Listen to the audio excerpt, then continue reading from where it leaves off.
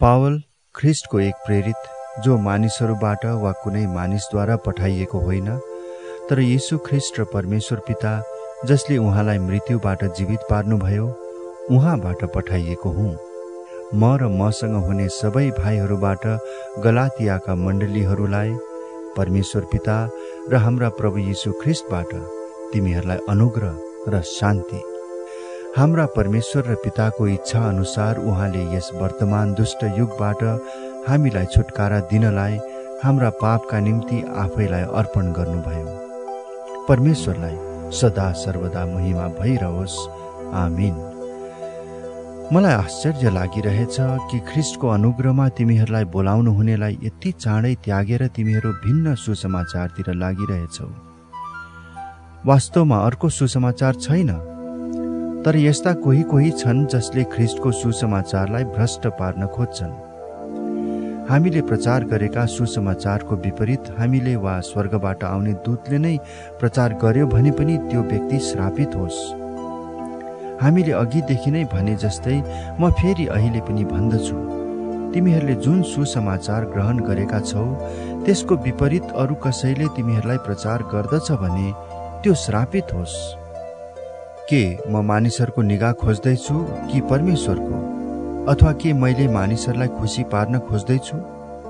यदि मैले अझै मानिसहरूलाई खुसी पार्न कोसिस गरेको भए म ख्रिस्टको दास हुने थिइनँ।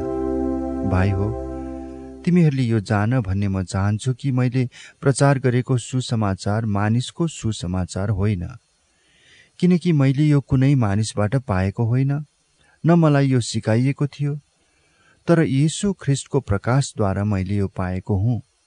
यहुदी धर्ममा छँदा मेरो अघिको जीवनको विषयमा तिमीहरूले सुनेका छौ, कसरी मैले परमेश्वरको मण्डलीलाई भयानक रूपले सताएँ र त्यसलाई नाश गर्न खोजे। हाम्रा जातिमा मेरा दौतर्काहरू धेरैलाई उछिनेर म यहुदी धर्ममा अघि बढेको थिएँ र मेरा पिता पुर्खाको परम्परामा म ज्यादै जोसिलो थिएँ। तर मेरो जन्म हुन अघि नै मलाई अलग गर्नुहुने र आफ्नो अनुग्रहद्वारा मलाई बोलाउनु हुने परमेश्वरलाई जब अन्य जातिहरूका बीचमा उहाँको प्रचार गर्नलाई आफ्ना पुत्र ममा प्रकट गराउन उहाँलाई खुसी लाग्यो, तब मैले कुनै मानिससँग केही सल्लाह लिइनँ। न त म भन्दा अघि प्रेरित हुनेहरू कहाँ म यरुसलेममा गएँ, तर तुरुन्तै अरब देशमा गएँ र पछि दमस्कसमा फर्केर आएँ। तब 3 वर्षपछि केफाससँग भेट गर्न म यरुसलेम गएँ र उनीसँग 15 दिनसम्म बसेँ। तर प्रभुका भाइ याकुबलाई बाहेक अरू कुनै प्रेरितलाई मैले भेटिनँ। परमेश्वरको सामु म तिमीहरूलाई विश्वास दिलाउन चाहन्छु कि म जे लेख्दछु त्यो झुटो होइन। त्यसपछि म सिरिया र किलिकियाका इलाकातिर गएँ। त्यतिन्जेल यहुदियाका ख्रिस्टका मण्डलीहरूले मेरो मुख देखेका थिएनन्। तिनीहरूले यतिसम्म मात्र सुनेका थिए, अघि हामीहरूलाई सताउने मानिसले जुन विश्वास नाश गर्न खोजेको थियो, अहिले त्यसले त्यही विश्वास प्रचार गरिरहेछ। तिनीहरूले मेरो कारण परमेश्वरलाई महिमा दिए। गलाती अध्याय 2। 14 वर्षपछि बारनबाससँग तीतसलाई साथमा लिई म फेरि यरुसलेम गएँ। ईश्वरीय प्रकाश पाए अनुसार म गएँ र तिनीहरूका सामुन्ने त्यही सुसमाचार राखेँ जो म अन्य जातिहरूलाई प्रचार गर्दछु। तर अगुवा झैं देखा पर्नेहरूका सामुन्ने मैले यो एकान्तमा प्रस्तुत गरेँ, ताकि मैले जो दौड दौडे वा दौडिरहेको छु त्यो व्यर्थ नहोस्। तर मेरो साथमा हुने तीतसलाई ग्रीक भए तापनि खतना हुनुपर्छ भनेर कसैले कर लाएन।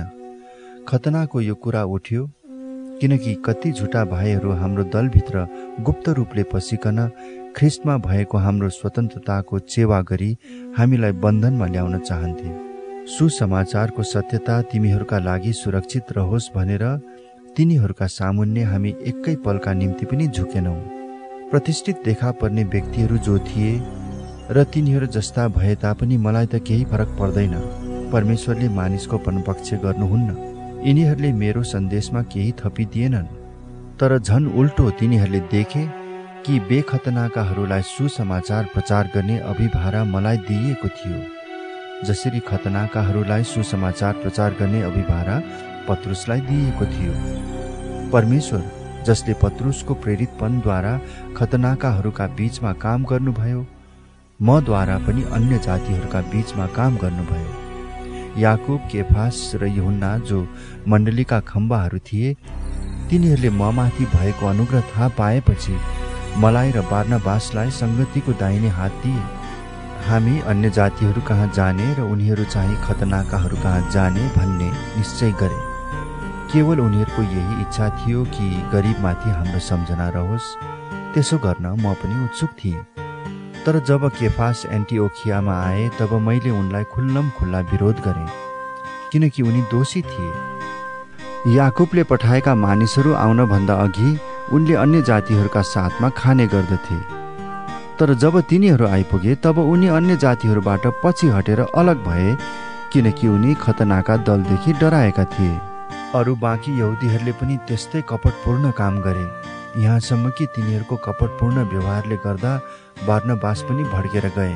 तर जब सुसमाचारको सत्यता बमोजिम तिनीहरू नचलेका मैले देखेँ, तब तिनीहरू सबैका सामुन्ने मैले केफासलाई भने, तपाईँ यहुदी भइकन यहुदी जस्तो नभई अन्य जातिहरू जस्तै चल्नुहुन्छ भने अन्य जातिहरूलाई यहुदी जस्तै जिउन कसरी कर लाउनुहुन्छ?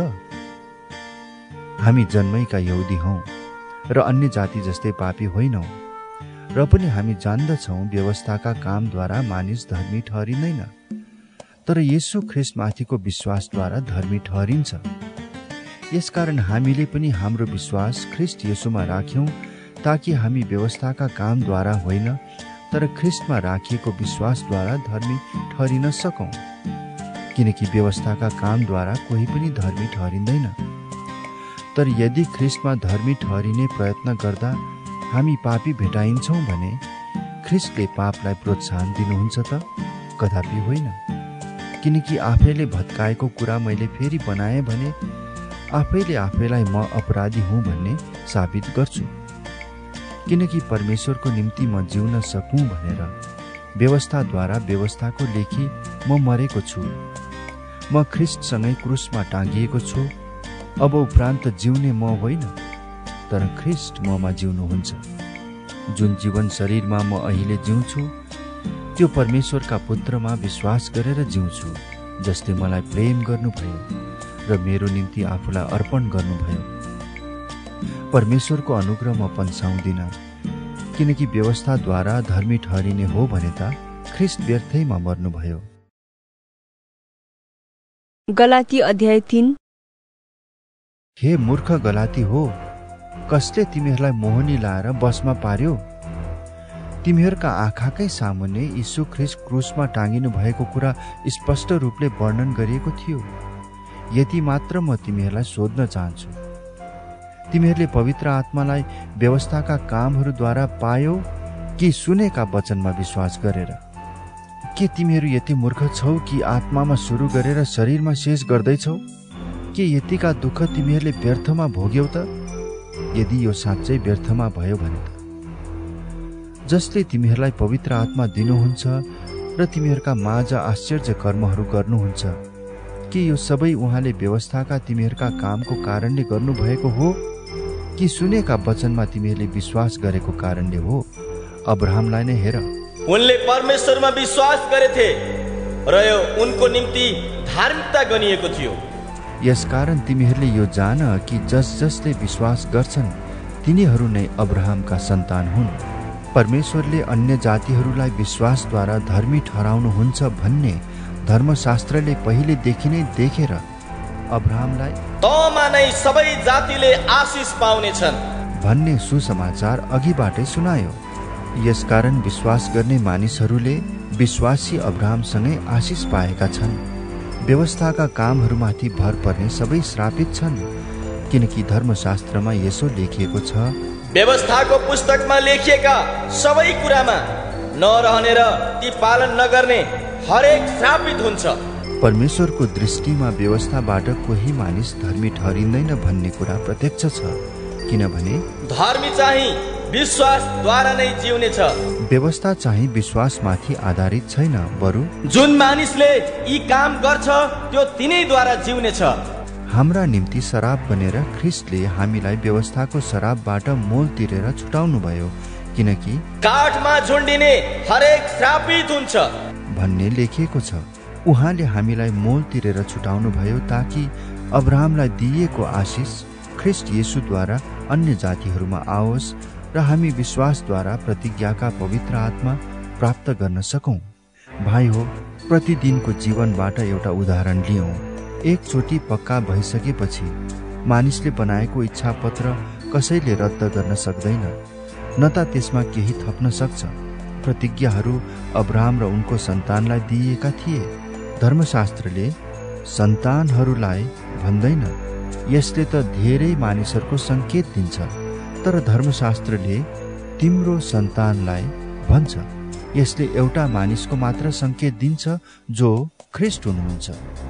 मेरो भनाइको अर्थ यो हो कि 430 वर्षपछि आएको व्यवस्थाले त्यसभन्दा अघि परमेश्वरले पक्का गर्नुभएको करारलाई काट्दैन, नत्र त प्रतिज्ञा रद्द भई जाने थियो।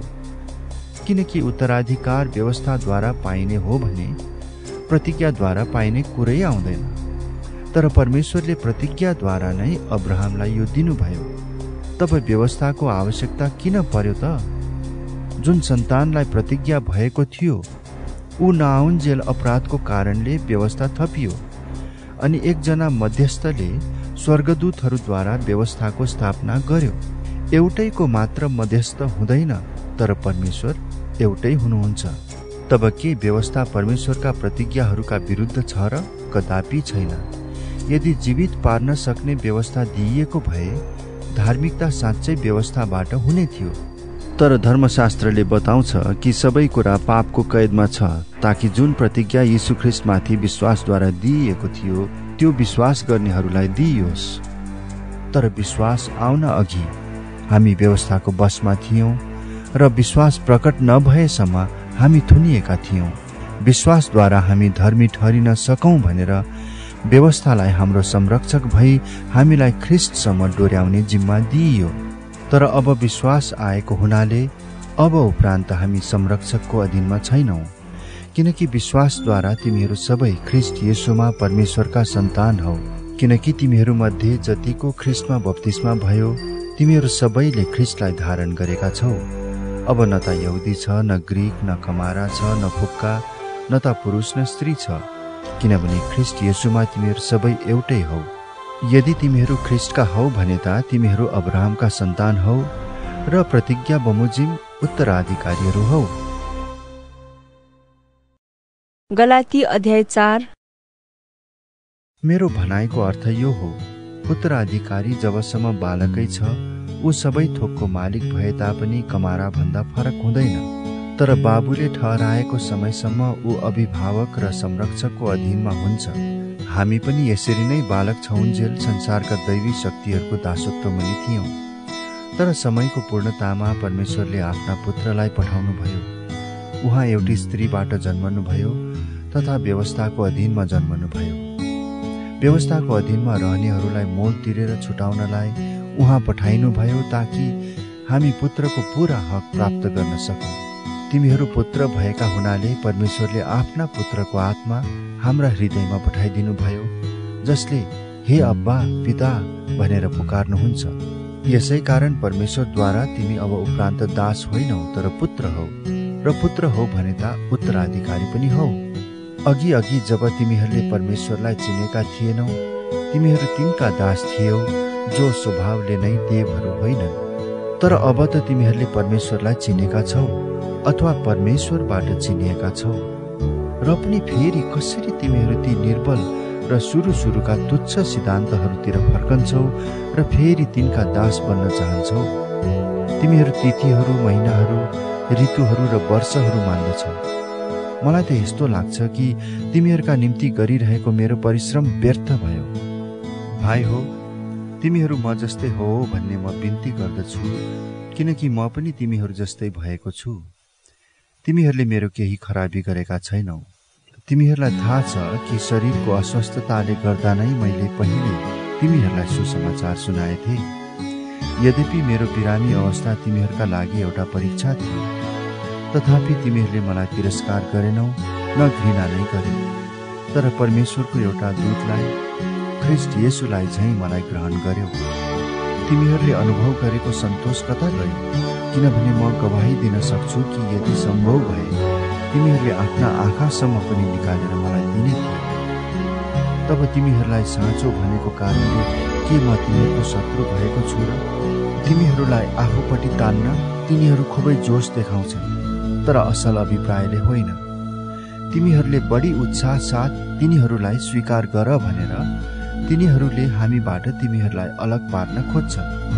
असल अभिप्रायको निम्ति जोसिलो हुनु असल हो, तर म तिमीहरूका माझमा हुँदा मात्र जोस देखाउनु असल होइन। मेरा साना बालकहरू, ख्रीष्ट तिमीहरूमा नबनिनु भएसम्म म फेरि प्रसव पीडामा छु। अहिले म तिमीहरूका साथमा भएर तिमीहरूसँग मेरो बोल्ने तरिका बदल्न सके कति असल हुने थियो, किनकि तिमीहरूका विषयमा म अन्योलमा परेको छु। तिमीहरू व्यवस्थाको अधीनमा रहन चाहनेहरूले मलाई भन, व्यवस्थाले के भन्छ? के तिमीहरूलाई थाहा छैन? किनभने लेखिएको छ, अब्राहमका 2 छोराहरू थिए, कमारी तर्फबाट एक, अर्को चाहिँ स्वतन्त्र स्त्रीबाट। कमारीको छोरो चाहिँ शरीर अनुसार जन्मेको थियो, तर स्वतन्त्र स्त्रीबाट जन्मेको छोरो प्रतिज्ञाद्वारा। यो कुरालाई रूपक दृष्टान्तको रूपमा लिन सकिन्छ। ती स्त्रीहरू 2 किसिमका करारहरू हुन्। एउटी चाहिँ सिनै पर्वतबाट दासत्वको लागि सन्तान जन्माउने हागार हो। हागार अरब देशको सिनै पर्वत हो र वर्तमान यरुसलेमसँग त्यसको तुलना गर्न सकिन्छ, किनकि त्यो आफ्ना बालकहरूका साथ दासत्वमा छ। तर माथिको यरुसलेम स्वतन्त्र छ, जो हाम्री आमा हुन्, किनभने लेखिएको छ, हे नजन्माउने बाँझी आनन्द गर, हे प्रसव पीडा थाहा नपाउने मन खोलेर कराऊ, किनभने पति भएकी स्त्री भन्दा त्यागेकी स्त्रीका छोराछोरी धेरै छन्। अब हे भाइ हो, इसहाक जस्तै हामी पनि प्रतिज्ञाका सन्तान हौ। तर त्यस बेला जसरी शरीर अनुसार जन्मेकोले आत्मा अनुसार जन्मेकोलाई सताउँदथ्यो, अहिले पनि त्यस्तै छ।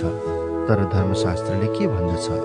कमारी र त्यसको छोरालाई निकालिदेऊ, किनभने दासी पुत्र स्वतन्त्र स्त्रीको छोरासँग उत्तराधिकारी हुने छैन। यसकारण भाइ हो, हामी कमारीका होइनौं, तर स्वतन्त्र स्त्रीका सन्तान हौ। गलाती अध्याय 5। स्वतन्त्रताको निम्ति ख्रीष्टले हामीलाई स्वतन्त्र पार्नु भएको छ। यसकारण दरा भएर खडा हो र फेरि दासत्वको जुवामुनि नपर। म पावलले नै तिमीहरूलाई भन्दछु, तिमीहरूले खतना लियो भने ख्रीष्टबाट तिमीलाई कुनै फाइदा हुने छैन। खतना हुने प्रत्येकलाई म फेरि चेतावनी दिन्छु कि सम्पूर्ण व्यवस्था पालन गर्न त्यो बाध्य हुन्छ। तिमीहरू जो व्यवस्थाद्वारा धर्मी ठहरिन चाहन्छौ, तिमीहरू ख्रीष्टबाट अलग भएका छौ। तिमीहरू अनुग्रहबाट तल खसेका छौ, किनकि हामी पवित्र आत्माद्वारा विश्वासबाट धार्मिकताका आशाको प्रतीक्षा गर्छौं। ख्रीष्ट येशूमा न त खतना केही मूल्यको न बेखतना केही मूल्यको हुन्छ, तर एउटै कुराको मात्र मूल्य छ, अनि त्यो हो प्रेमद्वारा काम गर्ने विश्वास। तिमीहरू राम्रै दौडिरहेका थियौ। कसले तिमीहरूलाई सत्यता पालन गर्नमा बाधा दियो? तिमीहरूलाई बोलाउनु हुनेबाट यो फकाउने फुस्लाउने काम भएको होइन। थोरै खमीरले जम्मै ढिकालाई खमीरा बनाउँछ। म प्रभुमा भरोसा राख्दछु कि तिमीहरूले मेरो बाहेक अर्को विचार अपनाउने छैनौ। तिमीहरूलाई पिरोल्ने जोसुकै भए पनि त्यसले दण्ड भोग्नेछ। तर भाइ हो, यदि म अझै खतनाको प्रचार गर्दछु भने म माथि यी सब सतावट किन आएका? त्यसो हो भने त क्रुसबाट आउने बाधा गएको छ। तिमीहरूलाई विचलित पार्नेहरूले त बरु आफ्नो अङ्ग नै काटे पनि हुने। भाइ हो, तिमीहरू त स्वतन्त्रताको निम्ति बोलाइएका हौ। केवल त्यस स्वतन्त्रतालाई पापमय स्वभावको निम्ति प्रयोग नगर, तर प्रेममा तिमीहरू एक अर्काको सेवक बन, किनभने समस्त व्यवस्था एउटै वचनमा पूरा भएको छ, तैले आफ्नो छिमेकीलाई आफूलाई झैं प्रेम गर। तर तिमीहरू एउटाले अर्कालाई टोक्ने र निल्ने गर्छौ भने त होशियार गर, तिमीहरू एक अर्काबाट नै खतम हुनु नपरोस्। तर म भन्दछु, पवित्र आत्माद्वारा हिँड र पाप स्वभावका लालसा पूरा नगर, किनकि पाप स्वभावका लालसा पवित्र आत्माको विरुद्ध हुन्छन्, अनि पवित्र आत्माको इच्छा पाप स्वभावको विरुद्ध। तिमी जे गर्न चाहन्छौ त्यसबाट तिमीहरूलाई रोक्नका निम्ति यी चाहिँ एउटा अर्काको विरुद्धमा हुन्छन्। तर यदि तिमीहरू पवित्र आत्माद्वारा डोर्याइएका हौ भने त तिमीहरू व्यवस्थाको अधीनमा हुँदैनौ। पाप स्वभावका कामहरू प्रत्यक्ष छन्, जो यिनै हुन्: व्यभिचार, अपवित्रता, लम्पटपना, मूर्ति पूजा, मन्त्र तन्त्र, दुश्मनी, झै झगडा, ईर्ष्या, क्रोध, स्वार्थीपन, फुट, गुटबन्दी, डहा, पियक्कडपन, मोजमज्जा र यस्तै अरू जसका विषयमा म तिमीहरूलाई चेतावनी दिन्छु र अघि पनि दिएकै हुँ। जसले यस्ता कामहरू गर्दछ परमेश्वरका राज्यका हकदार बन्ने छैनन्। तर पवित्र आत्माको फल चाहिँ प्रेम, आनन्द, शान्ति, धैर्य, दया, भलाइ, विश्वस्तता, नम्रता, संयम हुन्। यस्ता कुराहरूका विरुद्धमा कुनै व्यवस्था छैन। तर तिनीहरू जो ख्रीष्ट येशूका हुन् तिनीहरूले पाप स्वभावलाई त्यसको वासना र लालसा सहित क्रुसमा टाँगिदिएका छन्। हामी पवित्र आत्माद्वारा जिउँछौँ भने आत्माकै अनुसार हिँडौँ। हामी अहङ्कारी नहोऔँ, एउटाले अर्कालाई रिस नउठाउँ र एउटाले अर्कालाई ईर्ष्या नगरौँ। गलाती अध्याय 6। भाइ हो, यदि कुनै मानिस अपराधमा पक्राउ पर्यो भने तिमीहरू जो आत्मिक छौ तिमीहरूले नै नम्रतापूर्वक तिनको सुधार गर। आफ्नै पनि विचार राख, नत्रता तिमीहरू पनि परीक्षामा पर्नेछौ। एउटाले अर्काको भार उठाऊ र यसरी ख्रीष्टको व्यवस्था पूरा गर। किनकि कुनै मूल्य नभएको मानिसले आफैलाई केही हुँ भनी ठान्छ भने त्यसले आफैलाई धोका दिन्छ। प्रत्येकले आफ्नै कामको जाँच गरोस्, तब मात्र त्यसले आफैलाई अरूसँग तुलना नगरी आफैमाथि गर्व गर्न सक्छ। किनभने हरेकले आफ्नो भार आफै उठाउनु पर्छ। वचनको शिक्षा पाउने हरेकले आफ्ना सबै असल थोकहरू वचन सिकाउनेसँग बाँडचुँड गर्नुपर्छ। धोकामा नपर, परमेश्वरको ठट्टा हुँदैन। किनभने मानिसले जे रोप्दछ त्यसैको कटनी पनि गर्नेछ। जसले आफ्नो पापमै स्वभावको निम्ति रोप्दछ त्यसले आफ्नो पापमै स्वभावबाट नै सर्वनाशको कटनी गर्नेछ। तर जसले आत्माको निम्ति रोप्दछ त्यसले आत्माबाट नै अनन्त जीवनको कटनी गर्नेछ। भलाइ गर्ने काममा हामी नथाकौँ, किनभने यदि हिम्मत हारेनौँ भने ठिक समयमा हामी कटनी गर्नेछौँ। यसकारण मौका पाए अनुसार हामी सबै मानिसको भलाइ गर्दै जाउँ, विशेष गरी तिनीहरूको जो हाम्रो विश्वासका परिवारका हुन्। हेर, म कति ठुला ठुला अक्षरहरूले आफ्नै हातले तिमीहरूलाई लेखिरहेछु। ख्रीष्टका क्रुसको कारणले सतावटमा नपरुन् भनी बाहिर तवरले सब ठिक देखिन चाहनेहरूले नै तिमीहरूलाई खतना लिन कर लाउँछन्। किनकि खतना लिनेहरू आफै पनि व्यवस्था पालन गर्दैनन्। तर तिमीहरूको शरीरमा घमण्ड गर्नको निम्ति तिमीहरूले खतना लिएको तिनीहरू चाहन्छन्। हाम्रा प्रभु येशू ख्रीष्टको क्रुस बाहेक अरू कुनै पनि कुरामाथि घमण्ड गर्ने कुरा मदेखि दूर रहोस्। जसद्वारा म चाहिँ संसारको लेखी र संसार मेरो लेखी क्रुसमा झुन्ड्याइएको छ। न त खतनाको केही महत्त्व छ न बेखतनाको, तर नयाँ सृष्टि नै सब थोक हो। अब जो जति यस नियममा चल्दछन् तिनीहरूमाथि र परमेश्वरका इस्रायल जातिमाथि शान्ति र कृपा रहोस्। अबदेखि उसो कसैले मलाई कष्ट नदियोस्, किनभने म आफ्नो शरीरमा येशूका डामहरू धारण गर्दछु। भाइ हो, हाम्रा प्रभु येशू ख्रीष्टको अनुग्रह तिमीहरूको आत्मासँग रहोस्। आमीन।